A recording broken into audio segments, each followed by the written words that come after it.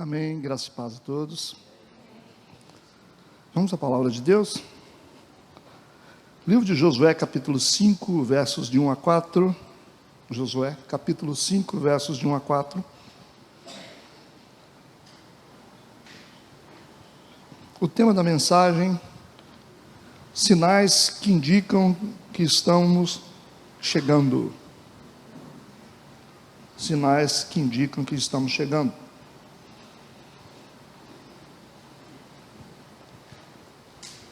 Amém? Assim diz a palavra de Deus. E sucedeu que, ouvindo todos os reis dos amorreus, que habitavam deste lado do Jordão, ao ocidente, e todos os reis dos cananeus que estavam ao pé do mar, que o Senhor tinha secado as águas do Jordão, de diante dos filhos de Israel, até que passassem, desfaleceu-se-lhes o coração, e não houve mais ânimo neles por causa dos filhos de Israel. Naquele tempo, disse o Senhor a Josué: faze facas de pedra, e torna a circuncidar, segunda vez, aos filhos de Israel. Então Josué fez para si facas de pedra, e circuncidou aos filhos de Israel no monte dos prepúcios. E foi esta a causa porque Josué os circuncidou. Todo o povo que tinha saído do Egito, todos os homens de guerra, já haviam morrido no deserto, pelo caminho, depois que saíram do Egito. Tá bom, até aí. Vamos orar. Deus, obrigado por esse tempo precioso na Tua presença. Obrigado por cada pessoa que está aqui. Nós pedimos a direção do Teu Santo Espírito, para que nós possamos compreender a Tua palavra.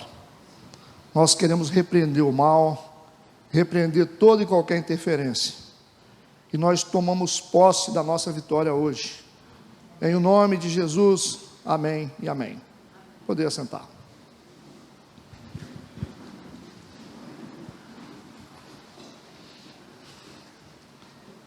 Sinais que indicam que estamos chegando. Chegando aonde? Aonde nós vamos chegar? Aonde nós queremos chegar? Aonde nós precisamos chegar? Todo mundo aqui está seguindo para algum lugar. Todo mundo está tentando chegar a algum lugar. Mas quais são as garantias que nós temos que nós vamos chegar? Qual é o seu propósito? Para onde você está indo? O que você quer ser? O que você quer conquistar? Qual é a sua meta? Para onde você está indo? Porque o tema é sinais que indicam que nós estamos chegando. Por isso que é muito importante a gente entender como Deus trabalha a palavra profeticamente.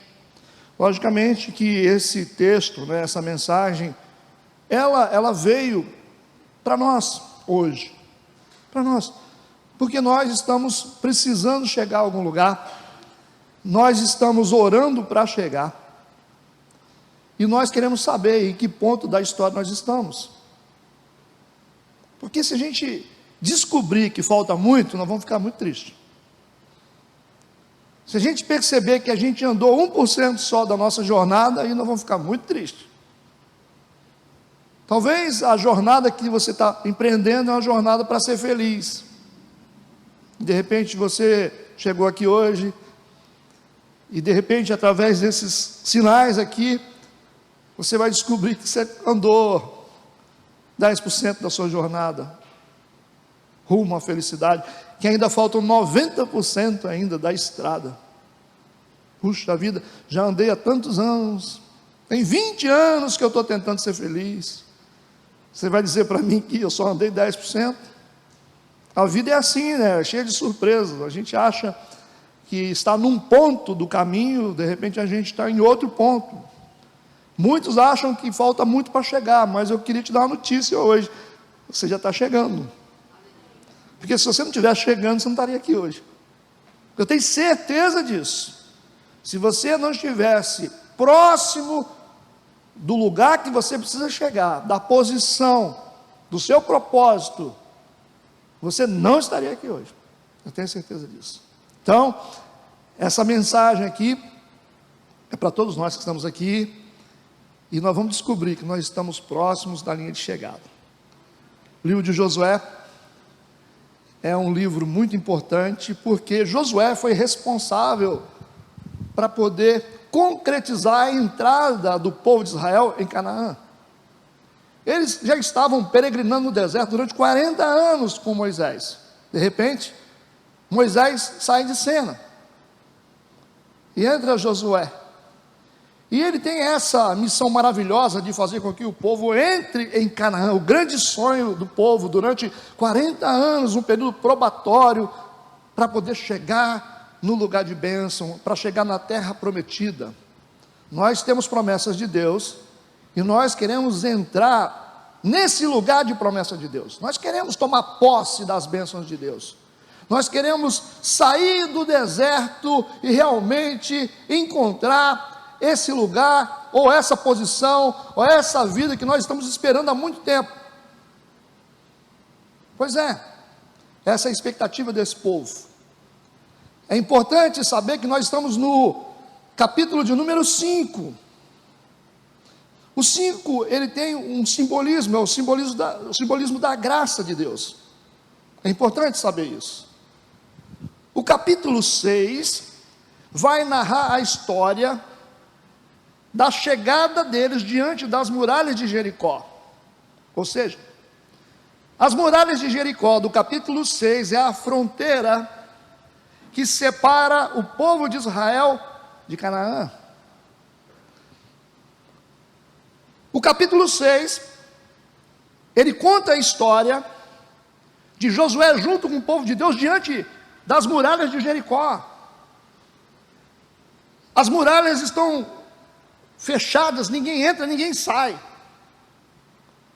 Se eles conseguirem vencer as muralhas, derrubar as muralhas, eles entram em Canaã.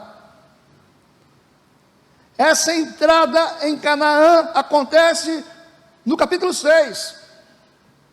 No capítulo 5 é o capítulo que nós estamos. Então o capítulo 5 é a preparação do povo para acessar a terra prometida.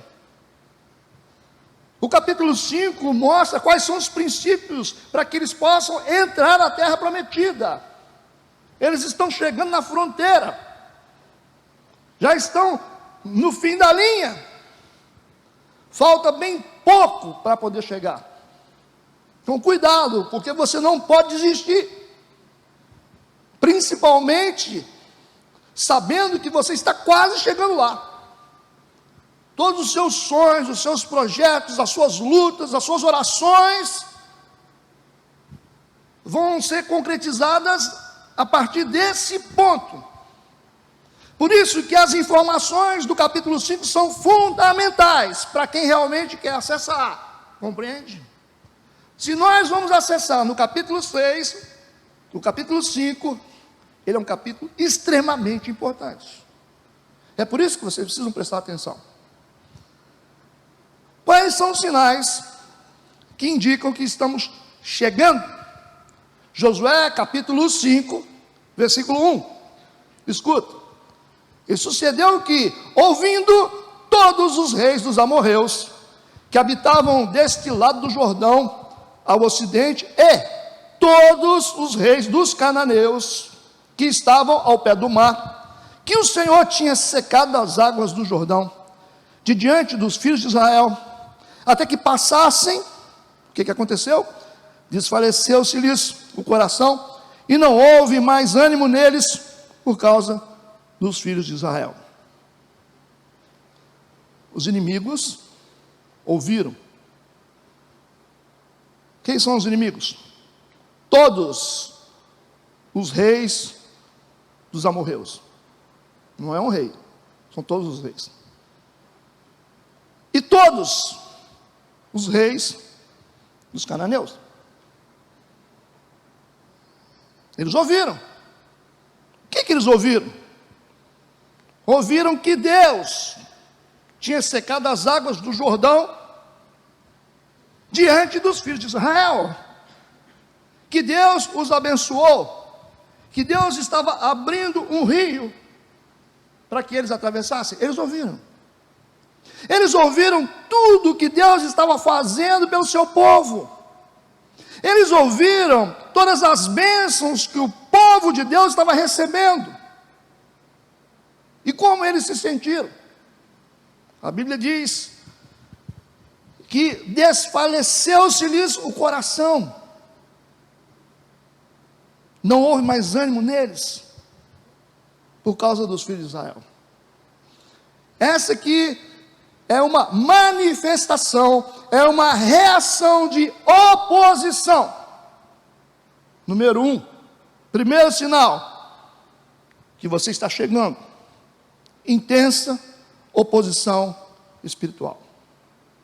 Intensa oposição espiritual. Por quê, pastor? Porque são todos os reis dos amorreus, não é um só. São todos os reis dos cananeus. Todos. E que oposição? Os reis e todo o seu reino, todos os seus exércitos, todo mundo vai se opor, porque Deus está abençoando o povo de Israel. Então, a oposição intensa, porque existem diversos níveis de oposição, mas a oposição mais intensa está revelando que você está chegando.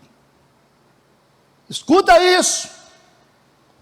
Quando a coisa começar a ferver muito para o seu lado, é porque você está chegando exatamente no ponto que Deus preparou para você. Amém? 2 Timóteo, capítulo 3, versículo 12, diz assim: e também, todos os que piamente querem viver em Cristo Jesus, padecerão perseguições. Todos que querem ter uma vida piedosa, uma vida espiritual, em Jesus, padecerão perseguições. Essa é a reação dos inimigos contra o povo de Deus. Intensa oposição. Como você está entendendo? Ainda dentro do texto, 3 indicações de que você está sofrendo uma oposição espiritual. Dentro do texto. 3 indicações. Existem várias indicações, mas aqui tem 3. Que vão mostrar para você que aquilo que você está vivendo é realmente uma oposição espiritual. Número 1. Sucedeu que, ouvindo todos os reis dos amorreus que habitavam deste lado do Jordão ao ocidente, e todos os reis dos cananeus que estavam ao pé do mar. Quando é que eu estou sofrendo uma oposição espiritual? Quando ela se coletiviza. Quando a oposição se torna coletiva. Não é um rei, são vários reis. Você já viveu um tempo na sua vida onde as coisas tudo começa a ficar difícil? A vida financeira fica difícil, a vida na família fica difícil, a vida ministerial fica difícil. Você nunca viveu um momento que parece que tem uma nuvem negra andando sobre a sua cabeça, porque você fala: puxa vida, no meu trabalho as pessoas me perseguem, pelo amor de Deus, na escola as pessoas me perseguem, eu estou fazendo um curso, eu tenho problema, eu faço isso, tem problema, parece que todo mundo se voltou contra mim. Percebe? Quando você tem um caso isolado, tudo bem, mas quando você percebe que você vai ter várias pessoas se opondo, várias situações se opondo contra você, isso não é para você desistir, é para mostrar para você que você está chegando no ponto certo. Porque aqui nós temos todos os reis dos amorreus e todos os reis dos cananeus, eles se unem em oposição contra o povo de Israel. Oposição coletiva. Não é um caso isolado. São várias coisas acontecendo ao mesmo tempo. Então segura a onda, porque você está chegando. Amém? Segunda indicação, que você está sofrendo uma oposição espiritual. Ainda no versículo 1, na parte B. Por que os inimigos estão se juntando? Por que estão todos revoltados? Eles souberam que o Senhor tinha secado as águas do Jordão diante dos filhos de Israel. Mas isso não é bom? Isso não é bom? Deus fez um milagre na vida do povo de Israel. Isso é uma bênção. Então, o sinal de que você está vivendo uma oposição espiritual é quando ela acontece em função do bem que você vive. Não é do mal, não. Porque quando você fez uma coisa errada, você tem oposição, aí você fala, eu briguei lá, falei demais, aí me pegaram, me mandaram embora porque eu enfrentei o patrão, fizeram isso porque eu não quis trabalhar, porque eu fiz um negócio errado. Tudo bem, é só o resultado das suas ações. Mas quando você começa a perceber que a oposição, ela acontece a partir do bem que você vive, ou bem que você faz, é porque Deus está te abençoando, é porque Deus está fazendo algo na sua vida, você tem uma oposição espiritual. Compreende isso? Porque o que Deus fez aqui para o povo de Israel foi simplesmente abrir o Jordão para eles passarem. Isso é motivo para todo mundo ficar feliz, não é motivo para as pessoas ficarem tristes e com raiva, mas nós vimos aqui que há uma reação no mundo espiritual, e os opositores começam a ficar perturbados, porque Deus está abençoando o povo. Terceiro, ainda no versículo 1, parte C, diz: desfaleceu-se-lhes o coração, e não houve mais ânimo neles, por causa dos filhos de Israel. Eles estão com medo dos filhos de Israel, porque Deus está abençoando os filhos de Israel. Então a terceira indicação que você está sofrendo oposição espiritual é quando a oposição ela é alimentada pelo medo. Muitas vezes as pessoas vão atacar você porque tem medo de você. Se você começar a ganhar dinheiro, você vai incomodar um monte de gente. Se você tem um bom casamento, você vai incomodar um monte de gente. A pessoa vai dizer, puxa vida, aquela mulher está bem casada, mas eu não suporto isso. Eu já vi gente falar assim, nossa, fulano arranjou um namorado bonito, que raiva que me dá esse negócio. Bonito e com dinheiro, e eu não consigo ninguém. Com raiva porque ele arranjou um namorado. Cara, é incrível um negócio desse. Você já imaginou você comprar um carro novo, e você fala, não vou nem com esse carro na igreja, não, vai ter alguns lá que vão falar assim, nossa, que raiva desse cara. Zerinho, o carro dele está no plástico ainda, vontade de matar. Nunca. Você nunca viu uma mulher ficar com raiva da outra porque a outra é bonita? Nossa, parece uma piriguete, magrela. Aí essa mulher, né? Aí começa a inventar coisa. Esse cabelo. Aí os homens ficam assim, é feia mesmo, né? Vai falar que não é. Aí os bobão falam, é bonita mesmo, é bonita, né? Pega pra você. Mas de vez em quando você vê gente que está triste, está incomodado, está ficando doente, porque alguém está crescendo. Vai ficar lá na rede social. Ai, que raiva, ele comprou uma casa própria. Danado. Olha só, que maridão que ela arranjou. Outro carro.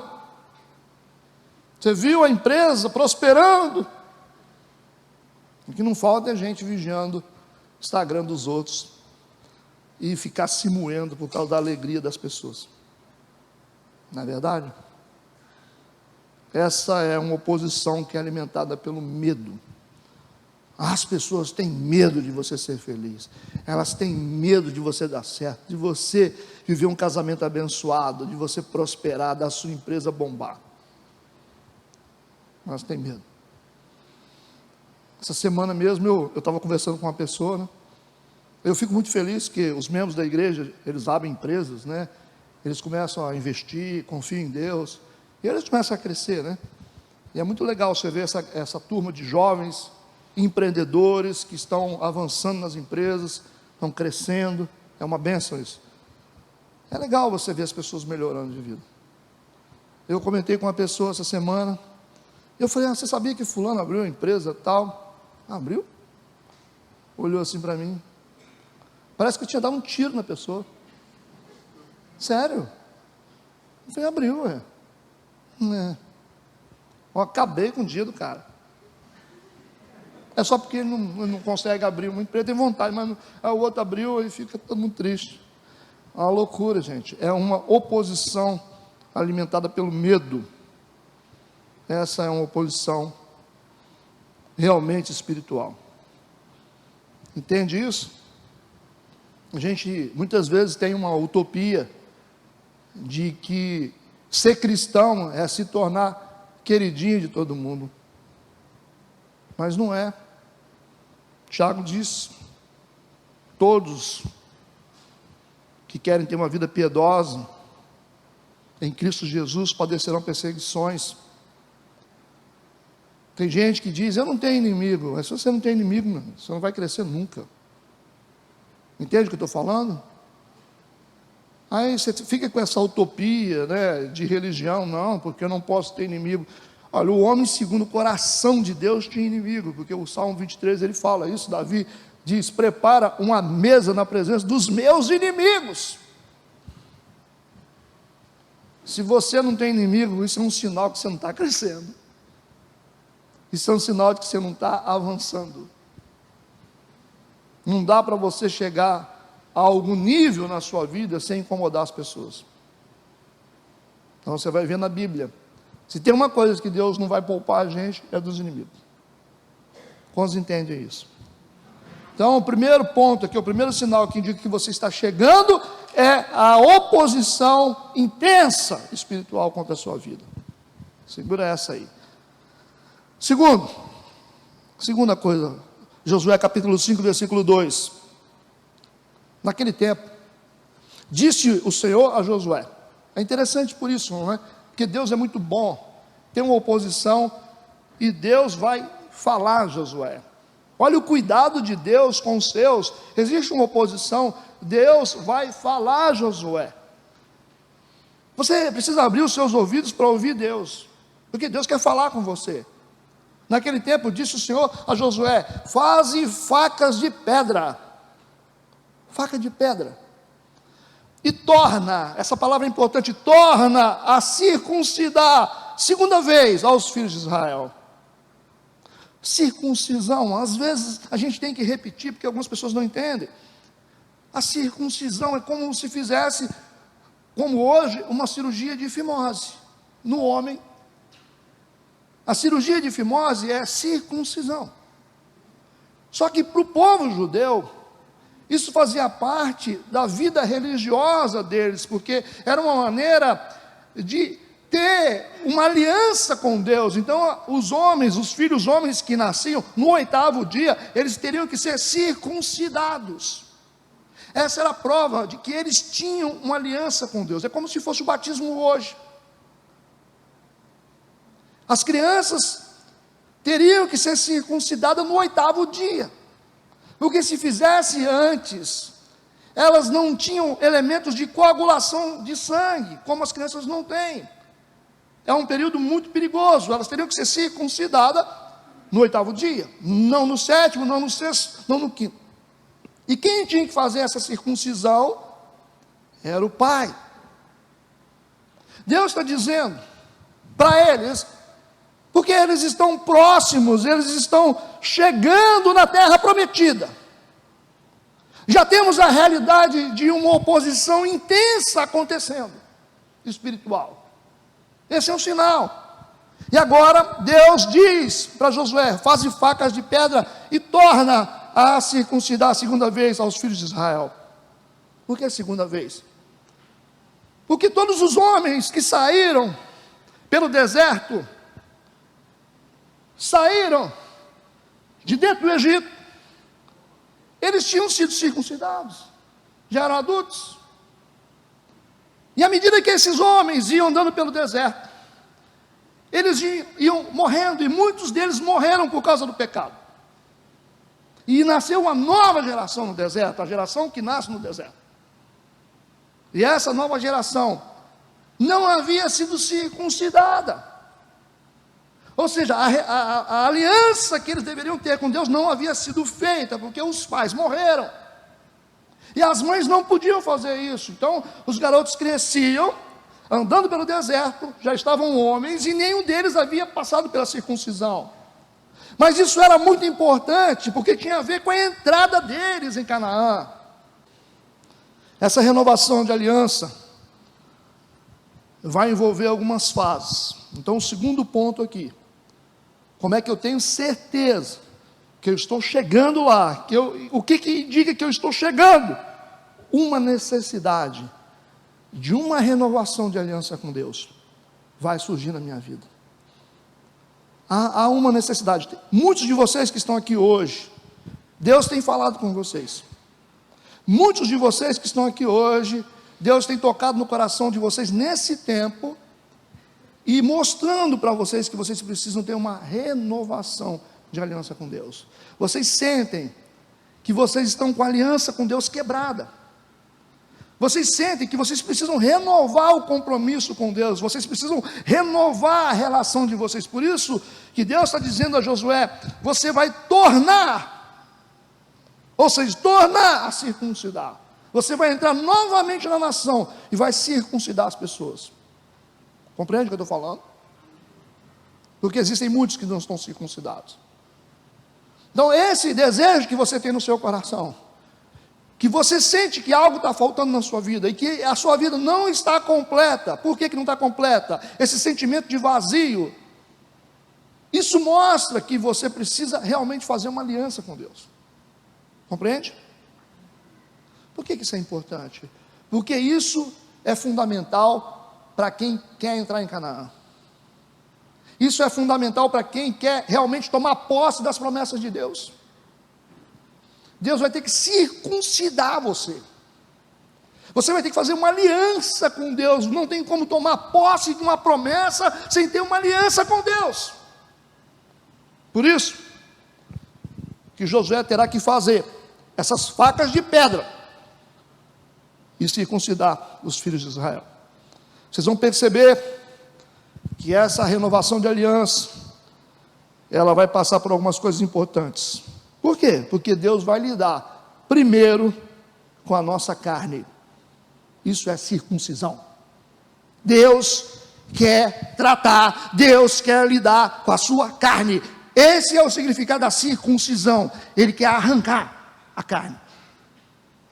Ele quer arrancar a carne. O que é a cirurgia ou o ato de circuncisão? É arrancar o excesso de carne. Mas por que excesso, pastor? Quer dizer que eu posso ficar com a quantidade de carne? Lógico. Existe um nível de iniquidade na nossa vida como seres humanos. Nós não vamos ficar perfeitos. Mas essa carnalidade excedida nossa pode roubar as promessas de Deus para a nossa vida. Então Deus vai circuncidar, arrancando os excessos dessa iniquidade que nós carregamos na nossa vida. Deus vai arrancar esse excesso. Pastor, mas onde está essa carne? Essa carne está no lugar oculto.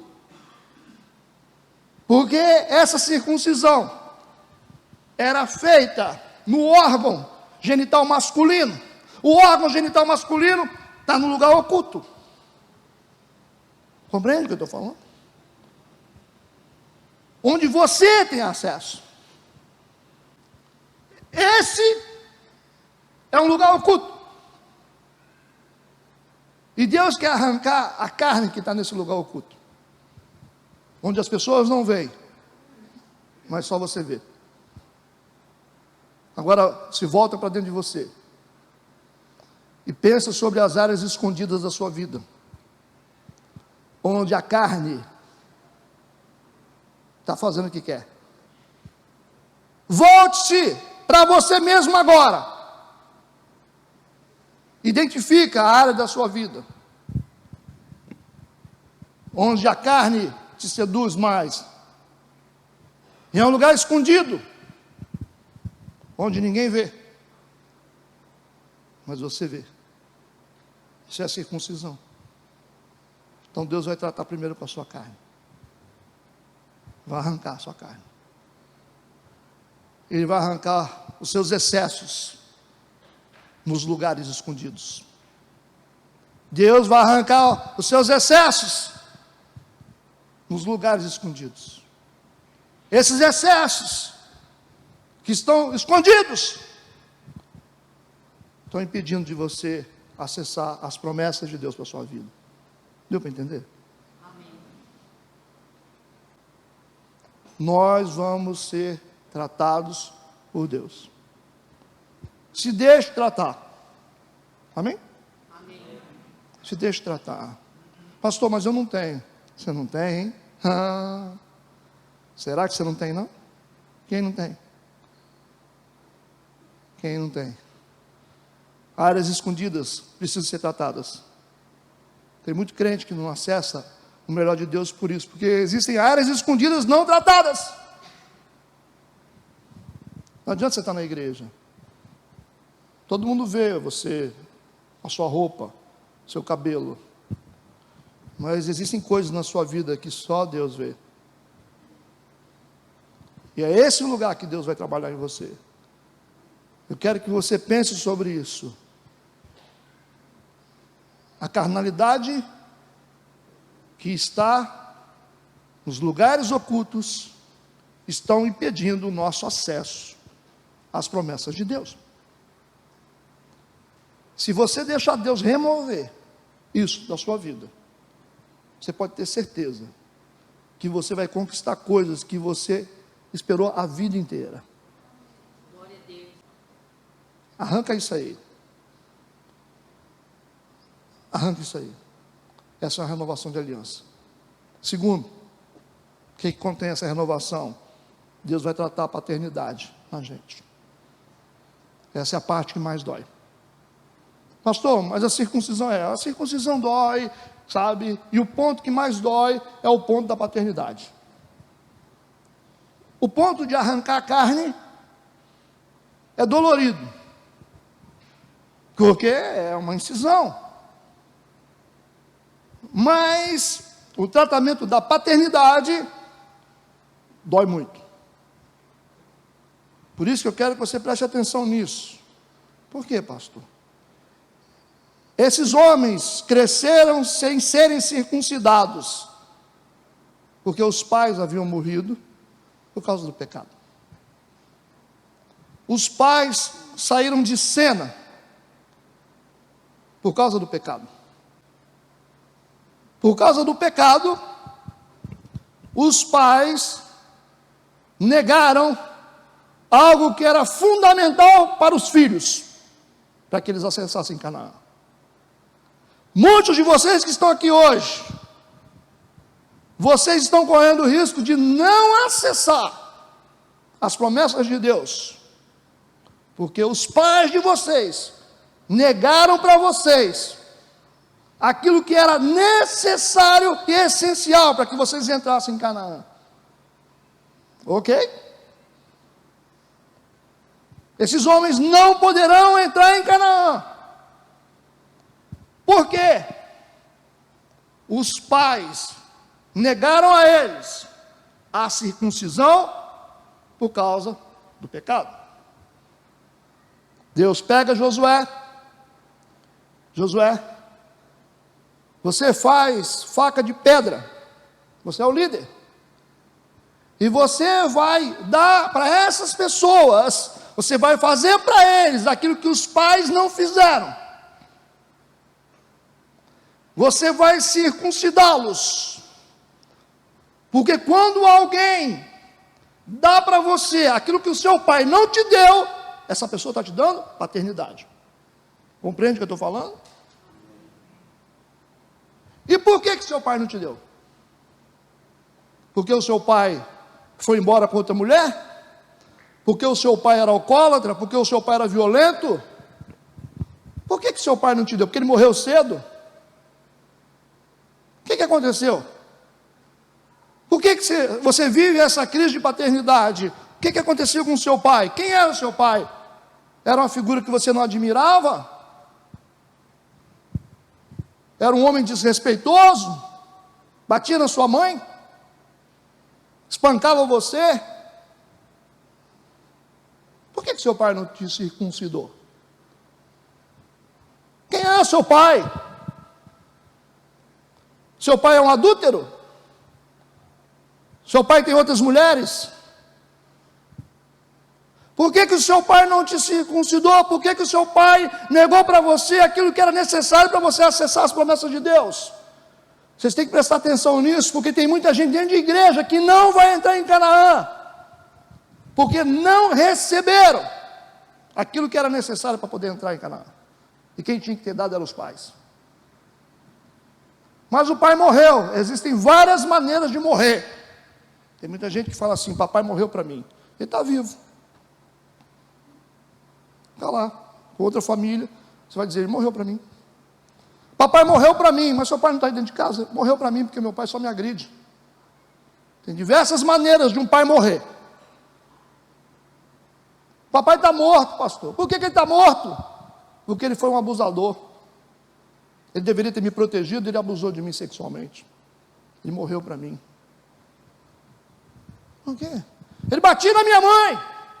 Ele morreu para mim. Ele enchia a cara, não trabalhava, ele morreu para mim.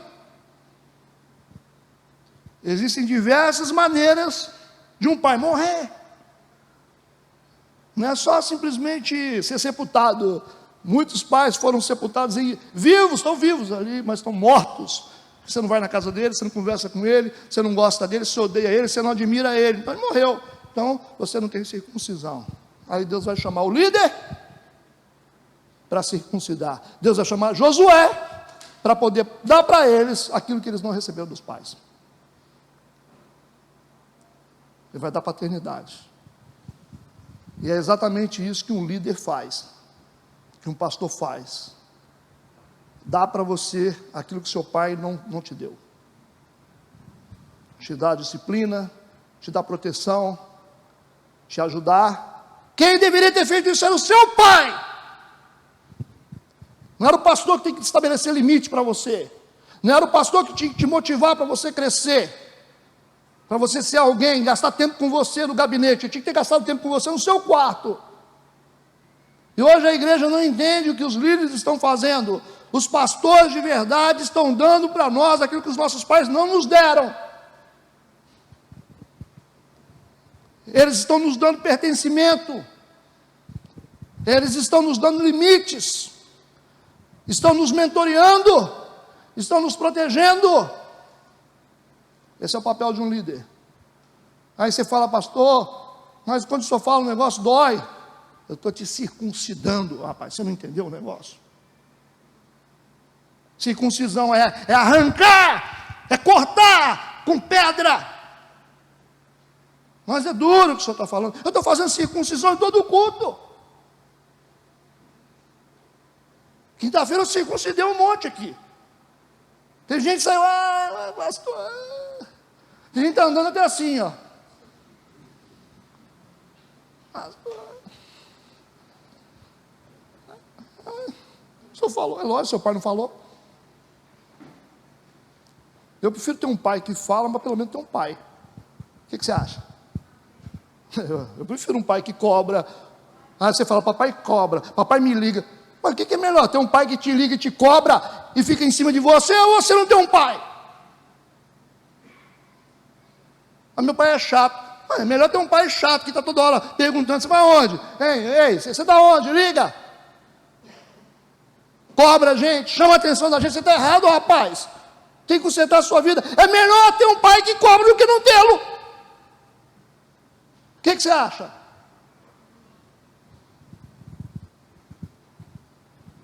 Eu prefiro ter um pai chato do meu lado o dia inteiro, falando no meu ouvido, me cobrando, dizendo isso, perguntando que hora que eu vou chegar, do que não ter ele. Igual muitos de vocês choram hoje, porque não tem o pai. Eu queria que meu pai cobrasse, eu queria que meu pai fosse presente, eu queria que meu pai se preocupasse, eu queria que meu pai ligasse para mim. Tem 5 meses que meu pai não me liga. Tem um monte de gente aqui assim. Entende isso? Então Deus está renovando a aliança com esse povo, porque Deus quer colocar esse povo dentro de Canaã. E Ele está tratando da carne que está oculta, Ele está restaurando a paternidade através da atitude de Josué. Você tem que saber entender o papel profético de uma liderança na sua vida. Você precisa saber entender o papel de uma liderança na sua vida. Você tem que saber entender o que é pastoreio. Sabe? Você não entendeu. Eu não estou falando de gente covarde, eu não estou falando de ladrão, eu não estou falando de gente adulta, eu não estou falando disso, eu estou falando de pastor. Quando eu falo aqui, eu falo de pastor, porque esses caras não cabem aqui. Ah, mas tem um cara, eu não estou falando desses caras, eles não são pastores. Mas o fulano roubou, ele não é pastor. Ah, ele é adulterou, ele não é pastor. Eu estou falando de pastores. Esse tipo de gente não cabe nesse discurso. Ah, pastor, eu fui de uma igreja que o pastor, ele nunca foi pastor. Se ele fosse pastor, não tinha feito isso com você. Porque a cirurgia do pastor é uma cirurgia divina. Ele corta, mas ele cura. É uma cirurgia inteligente. Ele corta, ele remenda, coloca e espera você sarar e te coloca de pé. Aí você fala, puxa vida, eu era, não é? Aí muitos de vocês falam assim, poxa, cheguei aqui todo quebrado. Cheguei aqui separando, cheguei aqui perdido, cheguei aqui sem esperança, cheguei aqui depressivo. Todo mundo esquece essas histórias, né? Todo mundo esquece. Tem muita gente que está tão bem que esqueceu quem era. Você lembra da angústia que você passou? Você lembra disso? Quem foi que atou suas feridas? Quem foi que gastou tempo com você? Quem foi que te ajudou a carregar o seu pecado? Quem foi que tratou de você? Mas hoje você está bem, né? Você está legal. Então, você tem memória curta. Vocês estão entendendo o que eu estou dizendo? O texto vai dizer no versículo 8, que ainda continua o processo da renovação da aliança, da circuncisão.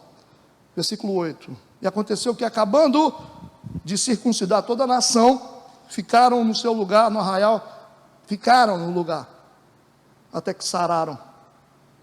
Versículo 9. Disse mais o Senhor a Josué: hoje eu retirei de sobre vós o opróbrio do Egito. Por isso o nome daquele lugar se chamou Gilgal até o dia de hoje. Você viu o que ele estava fazendo? Deus usou Josué para tirar todo o opróbrio, toda a carga, tudo que eles tinham do Egito, do mundo. Ele falou: hoje eu tirei de vocês isso. Ele deu para eles uma remoção de uma carne que estava oculta. Ele restaurou a paternidade deles.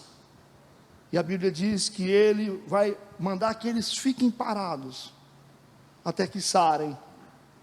Mas eles estão precisando acessar Canaã, e muitas vezes nós ficamos ansiosos, dizendo: pastor, eu preciso do dinheiro, eu preciso de ter minha família de volta, eu preciso ser feliz, eu estou ansioso, eu preciso. Mas a Bíblia diz que, acabando de circuncidar a toda a nação, ficaram no seu lugar no arraial, até que sararam.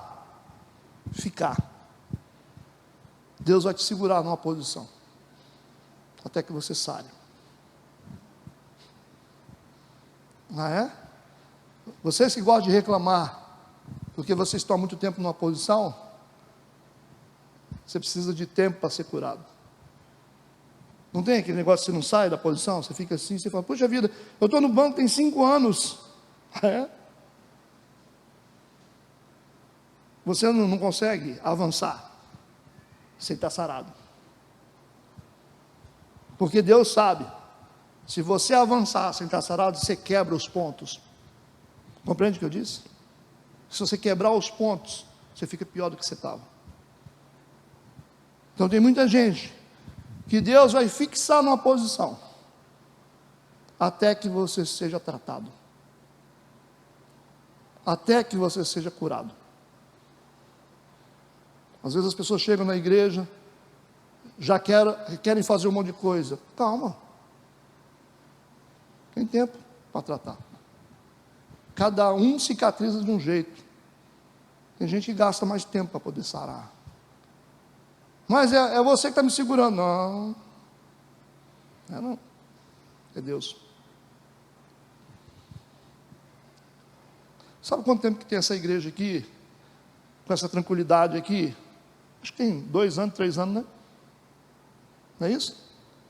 Os mais velhos aqui, igual Luiz Alberto, Itaí, Nadira, o pessoal mais antigo, Catiane, sabe que nós passamos por 16 anos de dor, sofrimento, até que Deus nos cicatrizasse, gemendo, gemendo, gemendo, gemendo, esperando, esperando, esperando, esperando, esperando com fé, orando, jejuando, pregando a palavra. Ficamos até que Deus nos liberasse. Hoje as coisas estão fáceis, hoje tem uma variedade de obreiros, hoje está tranquilo. Mas quem começou sabe o que nós passamos. Quanta humilhação que a gente passou. Porque Deus nos fixou numa posição. Quem não entendia isso, fala, não aguento. Não aguenta não? Você não aguenta não? Você só sai da posição se Deus quiser. É Deus que tira a gente de uma posição e bota na outra. Não adianta você ficar falando, não, porque não tem oportunidade. Que o quê, rapaz? Se você tem intimidade com Deus, é Deus que controla a sua posição. Mas a gente tem que aprender as coisas. Se realmente a gente acredita que Deus tem um propósito para a nossa vida, a gente tem que saber esperar. Até que estejamos sarados. Eles ficaram ali. O texto diz: ficaram no seu lugar no arraial até que sararam. Depois de sarados, estavam prontos. Essa renovação da aliança, da circuncisão, passou por processo. Arrancar, paternizar, fixar e sarar. Arrancar, paternizar, fixar e sarar. Crente quer passar por isso? Por que a gente fica tentando um monte de coisa? Porque a gente quer acelerar processo, quer as coisas, que não consigo desse jeito, eu não consigo desse jeito, eu vou fazer assim. Ninguém vai chegar a lugar nenhum se não respeitar os processos de Deus. Você vai ficar só dando volta no deserto. E ninguém vai chegar a lugar nenhum. Você pode ter promessa de Deus na sua vida. Se você não entender os processos de Deus, você vai ficar na sua posição pelo resto da sua vida. Quando você respeitar os processos de Deus, entender o que significa uma circuncisão, no nível de arrancar a nossa carne, de colocar paternidade na nossa vida, receber de outro aquilo que os nossos pais não nos deram, receber de outro. Deus vai levantar outra pessoa para dar para você o que você não teve do seu pai. Não precisa você ficar brabinho não. Amém? Terceiro ponto, terceiro sinal que indica que nós estamos chegando, é muito importante. Versículo 10: estando, pois, os filhos de Israel acampados em Gilgal, celebraram a Páscoa no dia 14 do mês, à tarde, nas campinas de Jericó. Dia 14 do mês, exatamente o dia da Páscoa judaica, o dia certo. Eles celebraram a Páscoa. Como é que você faz? Celebrar a Páscoa? Tem a oposição dos inimigos, você está passando por um processo de circuncisão dolorida, e você tem pique para celebrar a Páscoa, porque Páscoa é festa. A Páscoa é uma festa. Essa é a data exata da comemoração da Páscoa. A Páscoa é uma das 3 festas obrigatórias para os judeus. São 3 festas importantes: Pentecostes, Páscoa, Festa das Cabanas. Obrigatória. Todo mundo tinha que participar disso. Existem festas judaicas que você não é obrigado, mas tem umas que você tem que participar. E a Páscoa é sagrada. E eles vão comemorar, porque Deus determinou. Deus disse que é importante. E eles vão comemorar. Vamos ler Êxodo capítulo 12, versículo 17.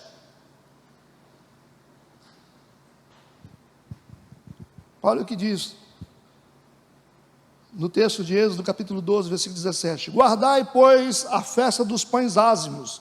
Que festa é essa? É uma festa que acontece no mesmo tempo da festa da Páscoa. Se está acontecendo a festa dos pães ázimos, está acontecendo a Páscoa. Guardai, pois, a festa dos pães ázimos, porque naquele mesmo dia tirei vossos exércitos da terra do Egito, pelo que guardareis a este dia nas vossas gerações por estatuto perpétuo. É uma determinação de Deus que não pode ser quebrada. São princípios de Deus que não podem ser quebrados. E a gente tem que decidir, no meio da nossa luta, no meio da nossa dor, no meio das oposições, se a gente tem clima para poder cumprir princípios de Deus. Ok? A evolução e o crescimento da igreja não dá direito para a igreja deixar de cumprir os princípios de Deus. A igreja pode crescer, a igreja pode melhorar no que for, mas isso não dá direito para a igreja de abrir mão dos princípios de Deus. O que tem acontecido é que a gente está trocando os princípios de Deus por outras coisas. Existem coisas que não serão negociadas. Deus não vai negociar. Tem coisas que são sagradas. Existe igreja por aí que não faz mais Santa Ceia.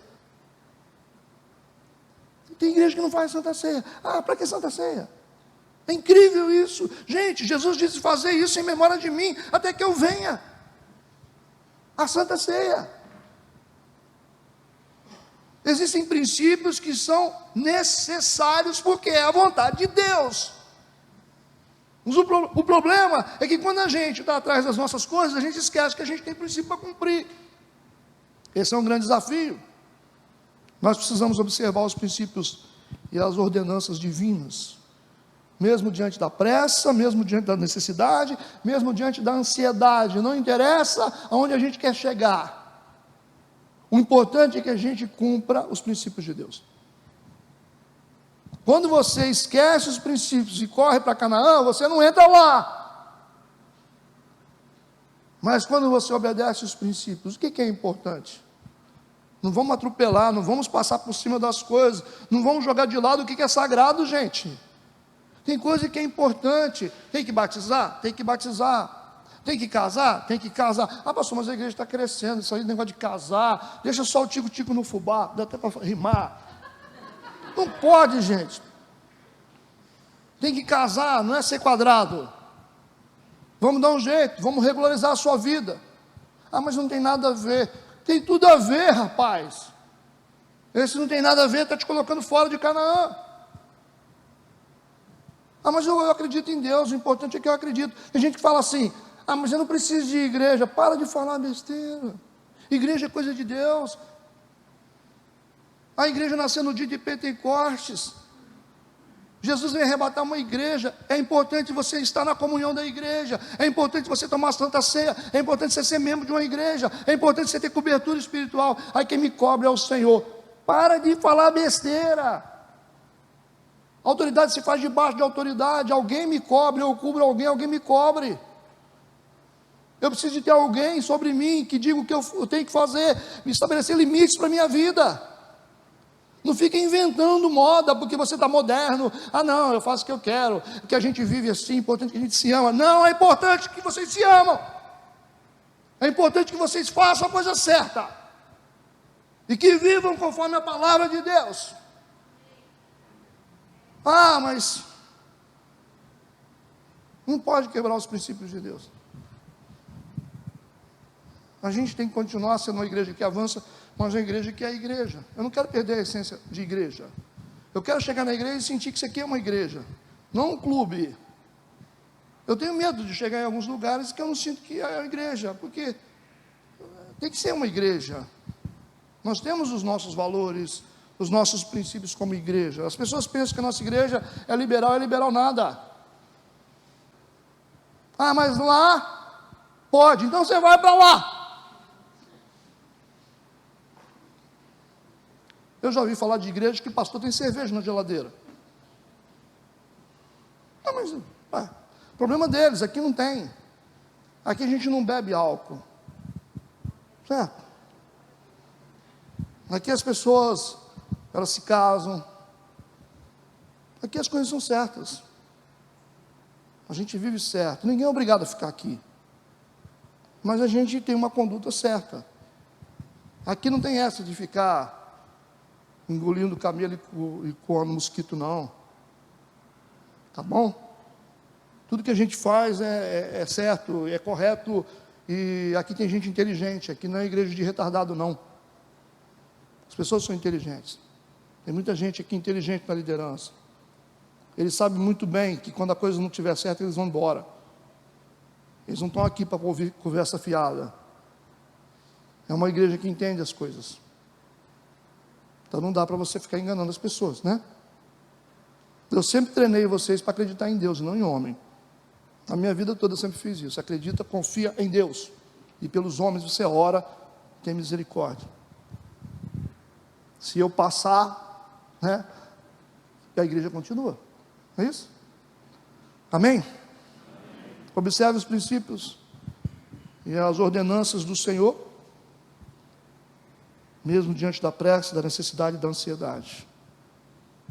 Eles celebraram a Páscoa. Mesmo diante de todas as pressões. Eles cumpriram a Páscoa. É importante. Quarto, eu estou terminando. Josué capítulo 5, versículo 11 e 12. Tem outro ponto importante, outro sinal que indica que você está chegando lá. E ao outro dia, depois da Páscoa, nesse mesmo dia comeram do fruto da terra, pães ázimos e espigas tostadas, e cessou o maná no dia seguinte, depois que comeram do fruto da terra, e os filhos de Israel não tiveram mais maná, porém, no mesmo ano comeram dos frutos da terra de Canaã. Eles estavam no deserto, se alimentando do maná que descia do céu. Era uma provisão sobrenatural que Deus dava todos os dias. Eles não tinham que plantar, eles não tinham que colher. Deus fazia com que o maná descesse do céu, eles juntavam o maná e comiam. Só que eles chegaram num ponto aqui que eles vão ter que entrar em Canaã. E Deus vai emancipá-los espiritualmente. É importante isso. Sabe, a gente chega num ponto da nossa vida que a gente tem que parar de achar que as coisas têm que cair do céu sempre. Tem muito crente que acha que tudo tem que cair do céu, porque acostumou com maná. Nem tudo cai do céu. Chega um ponto da nossa vida que a gente vai ter que trabalhar, a gente vai ter que plantar, regar, colher. Isso é maturidade.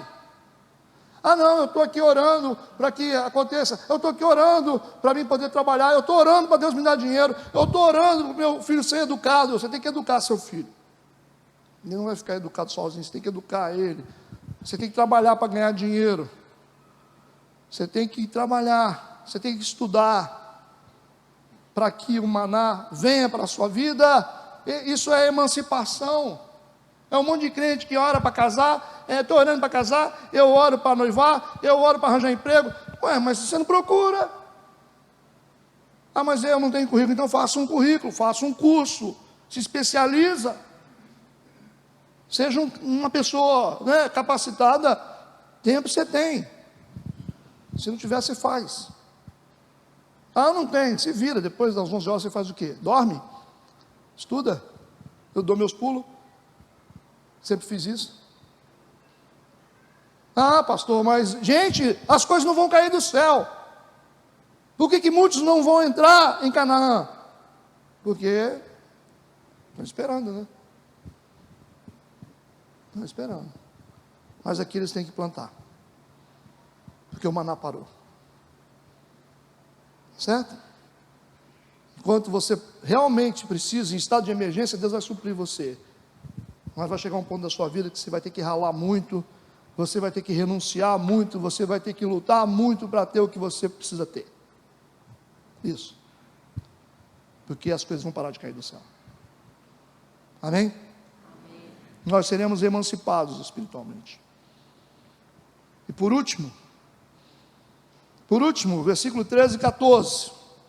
E sucedeu que, estando Josué perto de Jericó, aí começa aquela luta, né? Levantou os seus olhos e olhou, e eis que se pôs diante dele um homem que tinha na mão uma espada nua, fora da bainha. Era um anjo. Um anjo com a espada fora da bainha, pode correr. Não pensa que é uma boa visão. Se alguém falar assim, pastor, estou vendo um anjo com a espada perto do senhor, me avisa que eu vou vazar daqui para lá, eu vazo nessa parede. Que é juízo, gente. Não, pastor, tive uma visão na igreja. O que você viu? Eu vi um anjo com a espada na mão. Pô, espada? Misericórdia, deixa eu... Alguém vai penar aí. Aí o Josué vê diante dele um anjo com a espada na mão. Chegou-se Josué a ele. No meio da luta, o cara, vou lutar com um anjo, não vou lutar. Não sabe se é um anjo, se é homem, o que é. Então, a gente precisa entender a realidade da nossa luta com Deus. Nós estamos lutando com Deus. Quando você olha para o lado assim, você pensa que seu inimigo é seu vizinho, é o seu concorrente, é a sua esposa, é seu filho, é o seu patrão, a nossa luta é com Deus. Tá certo? É um ponto importante. Nós precisamos entrar em Canaã, então a gente precisa entender que a nossa luta não é com as pessoas, a nossa luta é com o Senhor. Se a gente resolve a nossa luta com Deus, a gente resolve o problema com todo mundo. Porque quem luta com Deus e não entende isso, vai tentar dar espadada nos outros. É por isso que você coloca na conta da sua mulher, coloca na conta do seu filho, do seu patrão, do seu pastor, é por isso. Então nós precisamos entender a nossa luta com Deus. E de repente Josué chega para o anjo, nós estamos no versículo 13 e 14, ele vai perguntar para ele, o anjo que está com a espada nua na mão, chegou-se Josué a ele e disse-lhe, és tu dos nossos ou dos inimigos? Você está do nosso lado ou do lado do inimigo? O anjo vai dizer assim, não. O que ele diz? Eu não estou do lado de ninguém, eu estou do lado de Deus. E aí a gente aprende uma lição, né? Deus não tem lado. Isso é importante, hein? Deus não tem lado. Não adianta achar que Deus vai ficar do seu lado, vai ficar contra o irmão lá que você tem raiva. Não vai ficar. Não adianta você pensar que você é o queridinho de Jesus. Ele diz, você está do lado de quem? Não, eu estou do lado de Deus. Ele vai dizer, venho agora como príncipe do exército do Senhor. Eu estou do lado de Deus. Então, Deus está do lado de quem? Deus está do lado dele mesmo. Está do lado do que é certo. Está do lado da justiça, está do lado da verdade. Deus está do lado disso, não está do lado de ninguém. Ele não tem partido, não adianta, não é PSB, não é PT, não tem, o partido é dele, tá bom? E a gente pensa que a gente pode fazer o que quer, porque Deus está com a gente, e Deus não está com você, Deus está comigo. Eu sou pastor, então Deus está comigo, não está com vocês, eu vou fazer o que eu quero, Deus me protege, e vocês vão sofrer. Não, Deus não tem lado, Deus está do lado da verdade. Se você está do lado da verdade, você está do lado de Deus. Se eu estou do lado da verdade, eu estou do lado de Deus. Você não quer ser enganado? Fica do lado da verdade. Aí você vai ter Deus do seu lado. A verdade é Deus. Jesus disse, eu sou o caminho, a verdade e a vida. Não é isso? Ele é a verdade. E a gente precisa entender isso. Deus não vai favorecer ninguém. Deus não quebra princípio para poder favorecer ninguém. Ninguém. Deus é um Deus de princípios. Essa é uma luta com Deus. Versículo 14. Então Josué se prostrou com seu rosto em terra, e o adorou, e disse-lhe, que diz meu senhor ao seu servo? Ele se colocou na posição de servo, na condição de servo. O grande Josué, né? Ele se coloca na condição de servo diante de Deus. Isso é importante para quem quer acessar a terra prometida. Não adianta se você é doutor, se você é teólogo, se você é médico, se você é engenheiro, se você é contador, se você é empresário, se você tem 3 carros, se coloca na condição de servo, senão você não entra na terra prometida. Amém? Mas pastor, mas eu sou um cara que... Não, servo, irmão. Faz como Josué, cara no chão. Não está aqui? Josué se prostrou com seu rosto em terra. Porque diante de Deus, é sim senhor, e pronto. Você não tem posição. Não adianta você ter posição. Todo mundo tem que se colocar de joelhos diante do rei. Pronto. É assim que a gente entra na terra prometida. Outro ponto importante, versículo 15. Então, disse o príncipe do exército do Senhor, porque esse anjo aqui é o próprio Deus, numa teofania. Então disse o príncipe do exército do Senhor a Josué: descalça os sapatos dos teus pés, tira os seus sapatos, porque o lugar que você está é santo. E o Josué fez assim. É a mesma palavra que foi dada a Moisés: terra santa. É o mundo de Deus, né? É o mundo de Deus. Deus disse: esse lugar que você está é terra santa. O mundo de Deus. Você imagina, você vai acessar o mundo de Deus com sapato? Você não acessa o mundo de Deus com sandálias. O mundo de Deus é um mundo para ser sentido. Sentido. Quando você arranca as suas sandálias, quando você arranca o seu sapato e acessa o mundo de Deus, você coloca os seus pés no plano de Deus, significa que esse é um lugar para a gente sentir. O problema da religião é que a gente sempre arranja algum mecanismo para nos conectar ao mundo de Deus. Quando você coloca uma sandália para pisar no mundo de Deus, significa que você criou um mecanismo de conexão. Isso é coisa de religião. O mundo de Deus é um mundo para a gente acessar, para a gente sentir, para a gente tocar. Por isso que a gente não precisa de nada. Nós não precisamos de nada para tocar o mundo de Deus. Não é a Bíblia ungida, né, aquela coisa ungida, o óleo ungido. O óleo é só um mecanismo de fé que é usado, é bíblico, mas não é uma coisa que a gente tem que acreditar que é o poder de Deus está nisso. Também o mundo de Deus também não é acessado pelos pastores, a gente só dá o caminho, mas vocês acessam o mundo de Deus. Eu não posso ser uma sandália entre vocês e Deus, eu não posso ser um sapato entre vocês e Deus.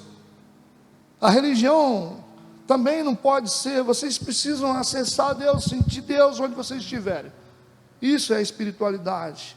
Onde você estiver, na sua casa, no seu carro, no banheiro, acessa Deus, tomando o seu banho e fala: Senhor, me lava com o teu Santo Espírito. E aquela água que vai caindo pela sua cabeça, você fala: lava as minhas mãos sujas do pecado, lava os meus olhos, lava os meus pés. Faz um ato profético, declarando espiritualmente que você está sendo lavado pelo Espírito Santo de Deus, e que todos os seus pecados vão pelo ralo. Você vai sair diferente. Você vai sair diferente daquele lugar. Ao dirigir o seu carro, coloca um louvor e sinta Deus junto com você na sua viagem. Isso vai te ajudar a você a vencer as tentações no seu trabalho. Fala: Senhor, me ajuda a vender, me ajuda a melhorar no negócio, Senhor, me ajuda, sabe, nos relacionamentos, na vida pessoal de vocês. Traz Deus para perto, gente. Não é só na igreja, traz Deus para perto de vocês. Coloca Deus nos negócios. Vocês vão ver como é que vocês vão crescer, prosperar. Vocês vão ficar prósperos quando Deus puder fazer parte da vida de vocês. Arranque as sandálias. A coisa que separa você de Deus. Uma sandália de repente tem o que? 1 centímetro, mais ou menos, dependendo da sandália. Talvez muitos de vocês estão separados de Deus por alguns centímetros, alguns milímetros. Certo? O que te separa de Deus? É uma tela de pornografia, é um cigarro de maconha, é o bar que você vai, é um sexo que você acha que é fácil. O que te separa de Deus? Qual é a medida da separação que você tem hoje na sua vida? Você sabe, se você arrancar essa sandália, você vai se conectar com Deus e com o poder dele. O que você precisa arrancar da sua vida? Eu queria desafiar você a arrancar esse negócio. O que está errado na sua vida? Conserta, cara. Fala: vou arrumar minha vida. Se está errado, eu quero arrumar. Eu não vou fazer isso mais. Eu vou deixar esse negócio para lá. Arranca as sandálias. Porque a terra que você está é terra santa. Sabe? Muitas vezes você está em cima do território sagrado, onde Deus vai emanar poder na sua vida, mas você não consegue absorver o poder de Deus, porque existe uma sandália de separação entre você e Deus. Ah, pastor, quando eu vejo, eu já fiz. Não faça, cara, peça ajuda, larga esses negócios errados, fica com a mulher só, pelo amor de Deus. Regularize a sua vida, seja homem de verdade. Está faltando homem aí de verdade, pelo amor de Deus, a mulher sabe disso. Não tem homens mais provedores. Essa geração que está chegando não consegue prover uma família. Que legado que a gente está deixando. Pelo amor de Deus, onde estão os homens responsáveis, os homens honestos, os cuidadores, os que cuidam dos filhos, os mentores, os guardiões, os homens que oram pela família? Onde está essa turma? Nós precisamos proteger a nossa família como sacerdotes. Cadê vocês, meu povo, na oração? Cadê o joelho de vocês aqui clamando pela família de vocês? Onde é que vocês estão? Vocês estão na frente da televisão? Onde é que vocês estão? Vocês estão em algum lugar? Vocês estão no bar? Onde é que vocês estão na terça-feira de oração? Como é que está lá aquele programa que você gosta de assistir? Vocês estão viajando na internet, vendo o quê, gente? Você acha que a sua mulher vai ser uma mulher melhor desse jeito? Vem para o altar, vem clamar, vem buscar a presença do Altíssimo. A terra é santa, gente. Mas se a gente continuar com sandália, a gente não vai chegar a lugar nenhum. Cadê as mulheres intercessoras? Onde é que vocês estão? Assistindo novela? Noveleiras! Noveleiras! Sabe o nome de todo mundo lá, né? Está acompanhando? Você acha que você vai ficar como? Cadê vocês? Cadê a turma da brecha? Cadê os evangelistas? Cadê as almas que vocês convidaram? Cadê os amigos de vocês que vêm para a igreja? Quantos vocês convidaram hoje? Vocês estão orando por quem? Quem está na sua lista de intercessão? Quem são as pessoas que você ora pela salvação delas? Você é crente só de carteira? O que é isso, hein? Religião? Religião não leva para o céu. Você pode perder a terra e perder o céu. Você é um religioso. Ninguém é obrigado a ser cristão. Mas se nós somos cristãos, nós temos um preço a pagar. Nós temos um preço a pagar. Se somos cristãos, nós não somos obrigados. Mas se somos, nós temos uma responsabilidade de oração, de intercessão, de evangelismo, de preço. A sua missão é o passaporte que você comprou para ir para o inferno. Toma cuidado, não seja omisso. A omissão é um pecado. Tem gente precisando de Jesus. Tem gente na sua família morrendo. Não adianta você reclamar. Não adianta você falar, ore, busque a Deus. Deus quer ouvir a sua voz. Para de comer e faz jejum. Vai para o monte orar. Mas ninguém, vai sozinho. Se vira. Vai estudar. Cadê você na escola bíblica? Onde é que você está? Líder, que quer crescer, quer ser ministro. Como é que você vai dar para os outros coisas que você não tem? Você vai dar o que para as pessoas? Você tem que ter. Você está estudando? Não está estudando? Tira a sandália dos seus pés. A terra é santa. Nós precisamos entrar em Canaã. Amém.